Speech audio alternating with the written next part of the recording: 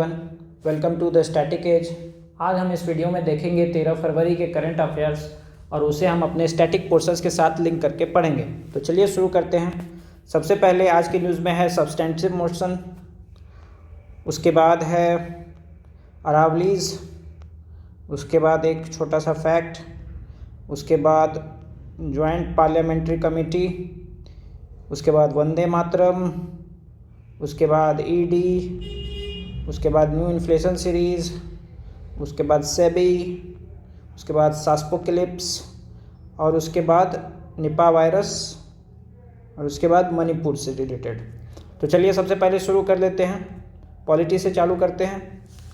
तो substantive motion के बारे में है, बीजेपी के एमपी ने राहुल गांधी के खिलाफ सब्सटेंसिव मोशन चलाने की बात कही है।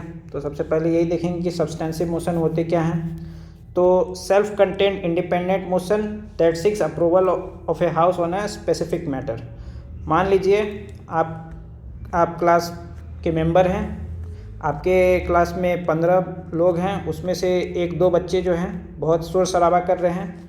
तो इस 15 में से कोई एक बच्चा उठ के आएगा और कहेगा मैम मैं इस पर कोई कार्रवाई करना चाहता हूँ और इस बात को डिस्कस किया जाए। तो यही है सब्सटेंसिव मोशन। तो इसका यूज़ केस क्या है? कंडक्ट ऑफ एमपीज और मिनिस्टर्स, उसके खिलाफ कंडक्ट अगर कोई अच्छा नहीं कर रहा है, पार्लियामेंट में अगर शोर शराबा हो रहा है या मिसलीड किया है हाउस को, तो उस यूज़ केस में होता है। Election of speaker, deputy speaker, इसके टाइम पे भी होता है। मोशन ऑफ थैंक्स के टाइम पे, एडजर्न कोई पब्लिक इम्पोर्टेंस मैटर है तो उसके टाइम पे, और कोई डिसिप्लिनरी एक्शन जैसा कि इस आर्टिकल में कहा गया है। तो सबसे पहले तो स्पीकर के पास फुल डिस्क्रिशन है, अगर इसको रिजेक्ट करना है तो रिजेक्ट करेगा, एडमिट करना है तो एडमिट करेगा। और क्या है, जिस एमपी ने ये नोटिस दिया है बस वही उसी को वही मूव कर सकता है। और इस केस में मिनिस्टर्स के पास है कि दूसरे मिनिस्टर्स के बिहाफ पे कोई और मिनिस्टर भी मूव कर सकता है। तो ये छोटा सा फैक्ट ध्यान में रखिएगा। और मूवर जिसने मूव किया है उसे रिप्लाई देने का भी हक है। और ये जो है strongest form of disciplinary action है। तो ये बात ध्यान रखना है, इससे जो है एक्सपल्सन तक हो सकता है। तो इसमें सेकेंडिंग की ज़रूरत नहीं है कि अगर कोई आदमी जिसने नोटिस दिया उसे ज़रूरत नहीं है कि वो जो है 5 आदमी से साइन करवा के लाए। तो इसमें सेकेंडिंग की भी ज़रूरत नहीं है और वोटिंग इस पर होती ही है अगर एक बार एडमिट हो गई तो। इसके हिस्ट्री के बारे में देख लेते हैं। 10 एमपी सस्पेंड हुए थे क्वेरी फॉर केस के स्कैम में। और 2008 में बाबू भाई कटारा केस है जिसमें पासपोर्ट मिसयूज के केस में एमपी जो है एक्सपेल्ड हो गए थे।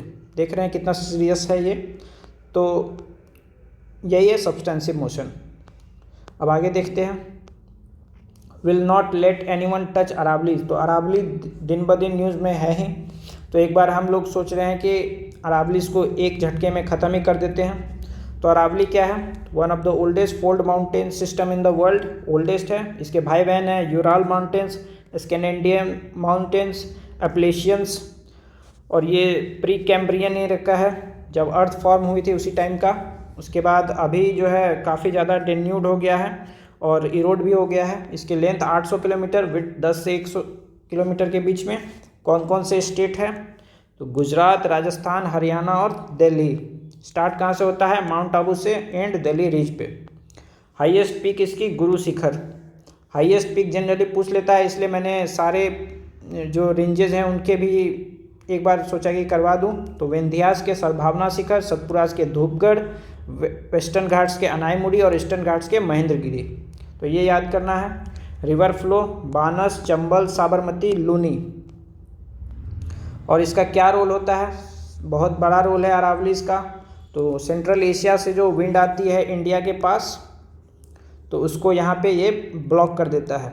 उसके बाद यहाँ पे थार डिज़र्ट है, उसका भी एक्सपेंशन को रोकता है। साउथ वेस्ट मानसून को इन्फ्लुएंस करता है। तो साउथ वेस्ट मानसून ऐसे जाती है तो इसके पैरेलल ये आ जाता है, और जब वापस ये वाली साइड इस साइड से आती है तो इसको यहाँ ब्लॉक कर देता है। उसके बाद अरावलीज नहीं होंगे तो थार डिज़र्ट जो है हरियाणा, दिल्ली, वेस्टर्न यूपी तक पहुँच जाएगा। वेस्टर्न यूपी से याद आया, सिंधु घाटी सभ्यता का। वेस्टर्न यूपी में आलमगीरपुर सबसे वेस्टर्न मोस्ट पॉइंट है। उसी तरह साउदर्न मोस्ट पॉइंट कौन सा है? दियामाबाद महाराष्ट्र में। उसके बाद वेस्टर्न मोस्ट पॉइंट कौन सा है? सुतकांदोर। और नॉर्दर्न मोस्ट पॉइंट मांडा अखनूर। तो ऐसे याद रखिएगा। तो दिल्ली रिज जो है, दिल्ली की रिज ये इसी के एक्सपेंशन है, अरावलीज के ही। तो इसमें ढेर सारे पेड़ पौधे हैं जो दिल्ली के पोल्यूशन को कंट्रोल करता है। तो अभी इतना ही अरावली में। उसके बाद एक छोटा सा फैक्ट है, लोकसभा ने industrial relation code bill pass कर दिया है। तो लोकसभा ने किया है तो राज्यसभा करेगा, उसके बाद प्रेसिडेंट का एसेंट होता है। उसके बाद मैं इसके बारे में डिटेल टॉपिक लाऊंगा, अभी के लिए बस ये जानना है। उसके बाद है joint polls do not violate constitution's basic structure says former CJI B R Gavai. तो 2024 में हुआ ये था कि लॉ मिनिस्टर ने 2 बिल लाया था, एक कॉन्स्टिट्यूशनल अमेंडमेंट बिल और यूटी लॉज बिल। तो वो दोनों जो है basically one nation one election की बात कर रहे थे। तो पहले इंट्रोड्यूस हुआ, उसके बाद पार्लियामेंट्री कमेटी को भेज दिया गया। तो वही पार्लियामेंट्री कमेटी जो है एक्सपर्ट ओपिनियन लेती है। तो उसी में गवई साहब का एक्सपर्ट ओपिनियन लिया गया। तो उन्होंने कहा कि ये वायलेट नहीं करता है। तो इससे रिलेटेड स्टैटिक एज में जान लेते हैं कॉन्स्टिट्यूशनल अमेंडमेंट क्या है। सबसे पहले तो कॉन्स्टिट्यूशनल अमेंडमेंट, कॉन्स्टिट्यूशन को अगर हम प्रोविजंस को कुछ चेंज करना हो तो कॉन्स्टिट्यूशनल अमेंडमेंट बिल लाना होगा। तो इसके पावर किसके पास है? पार्लियामेंट के पास है, और ये कॉन्स्टिट्यूएंट पावर्स में आती है। लेजिस्लेटिव पावर नहीं है, कॉन्स्टिट्यूएंट पावर है। अब जो है कॉन्स्टिट्यूशन कैसे अमेंडमेंट हो सकता है? तो सबसे पहले सिंपल मेजोरिटी से भी अमेंड हो सकता है। कौन कौन से? कोई स्टेट बनाना हो, कोई न्यू स्टेट को एडमिट करना हो, बाउंड्री चेंज करना हो, ये सब। तो आर्टिकल 1 to 4 वाले क्लॉज जो है ये सिंपल मेजोरिटी से भी हो सकते हैं। और ये कॉन्स्टिट्यूशनल अमेंडमेंट है, लेकिन आर्टिकल 368 के अंतर नहीं आते हैं। उसके बाद कॉन्स्टिट्यूशन ओरली भी अमेंड हो सकता है। ये काफ़ी लोग फंस जाते हैं इसमें। ओरली कैसे होगा? अगर कॉन्स्टिट्यूशन के प्रोविज़न में कॉमा या फुल स्टॉप लगाना है तो ओरली भी हो सकता है। और स्पेशल मेजोरिटी है कि 2/3 मेजोरिटी चाहिए प्रेजेंट एंड वोटिंग का, plus 50% of total strength of the house, ये दोनों। और इस मेजोरिटी के साथ साथ रेटिफिकेशन बाय 50% ऑफ स्टेट, ये सेकेंड टाइप का है। तो ये फेडरल फीचर्स में अमेंडमेंट करने के लिए रेटिफिकेशन स्टेट्स का ज़रूरी होता है। अब देख लेते हैं बेसिक स्ट्रक्चर क्या है। बेसिक स्ट्रक्चर केशवानंद भारती से आया था कि पार्लियामेंट जो है किसी भी प्रोविज़न को अमेंड कर सकती है, लेकिन वो बेसिक स्ट्रक्चर को वायलेट नहीं करना चाहिए।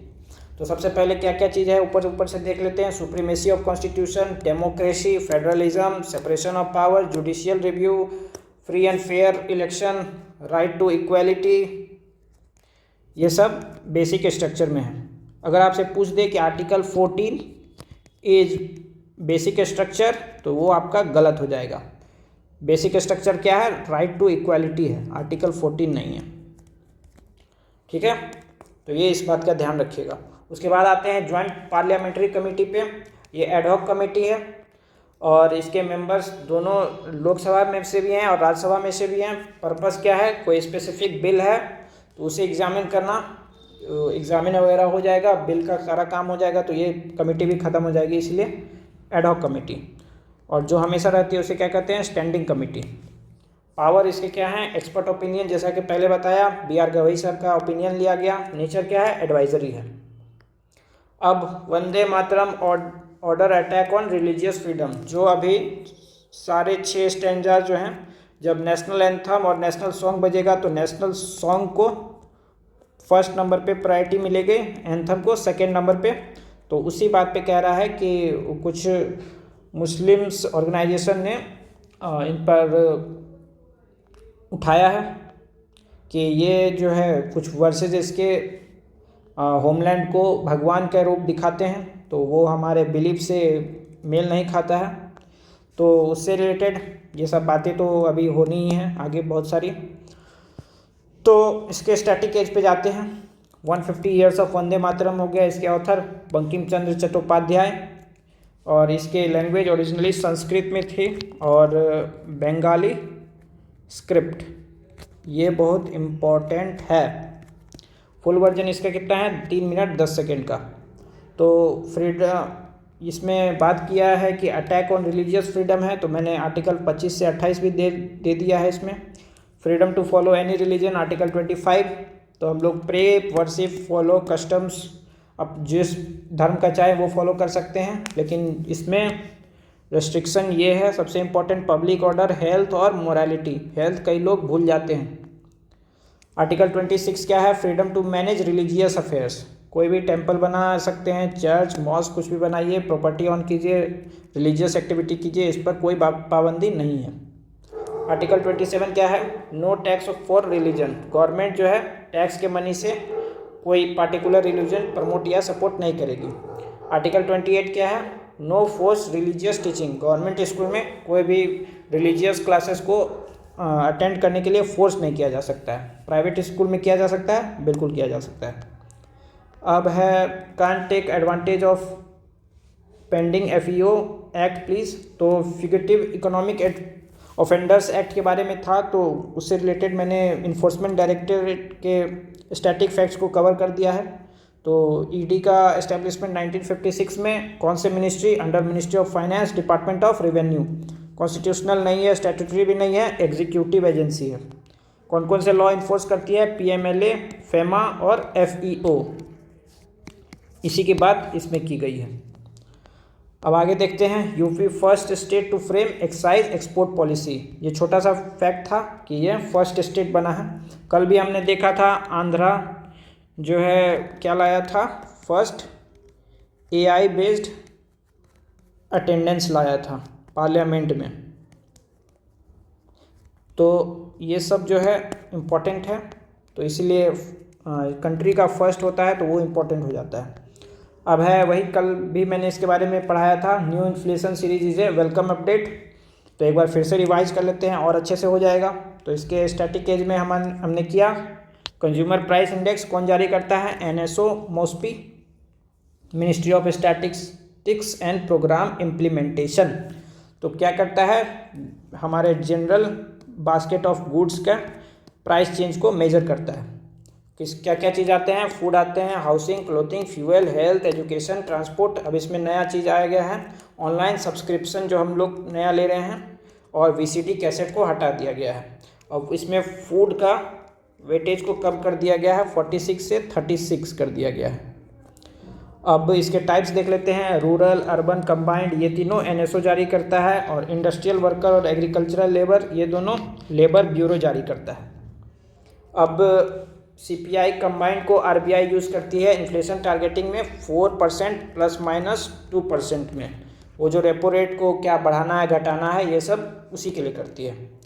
तो अब उससे रिलेटेड एक wholesale price index wholesale level पे, office of economic adviser, ministry of commerce and industry, ये काफ़ी इंपॉर्टेंट है। मिनिस्ट्री ऑफ फाइनेंस बोल देगा, इसमें लिख देगा क्वेश्चन में, तो वो गलत हो जाएगा। Ministry of commerce and industries. और एक प्रोड्यूसर लेवल पे होता है इंडेक्स ऑफ इंडस्ट्रियल प्रोडक्शन, तो इसको भी NSO जारी करता है। इसका बेस ईयर 2022-2023, इसका भी 2022-2023। अब आते हैं आगे, SEBI to cut regulation cost, ये सब कुछ भी इम्पोर्टेंट नहीं है। सेबी इम्पोर्टेंट है, कब एस्टेब्लिश हुई, 1988 में, स्टैट्यूटरी बॉडी है। 1992 में इसको पावर दिया गया हर्षद मेहता स्कैम के बाद।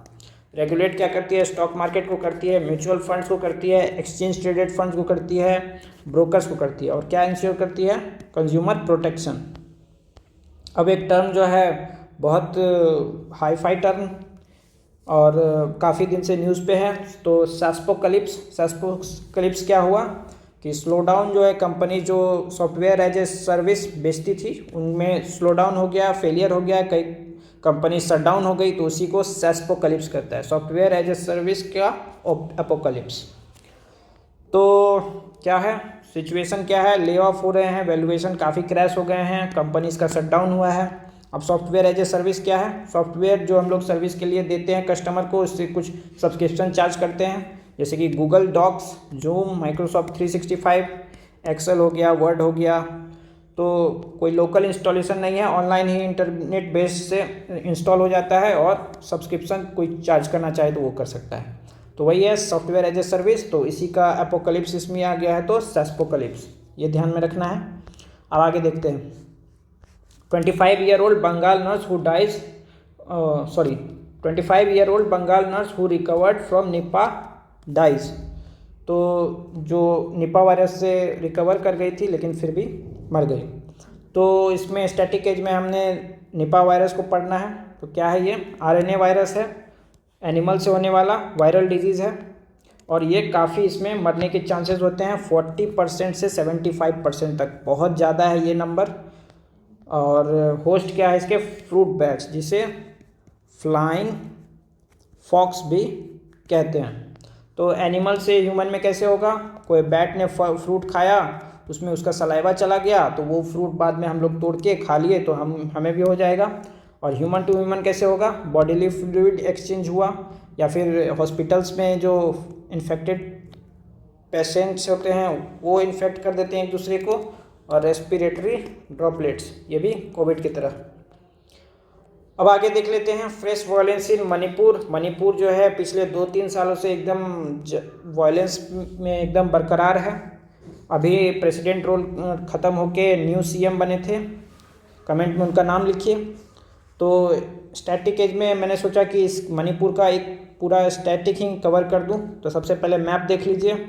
मणिपुर यहाँ कौन कौन से बॉर्डर टच कर रहे हैं? असम की यहाँ टच कर रही है, उसके बाद ऊपर नागालैंड है और नीचे मिज़ोरम है।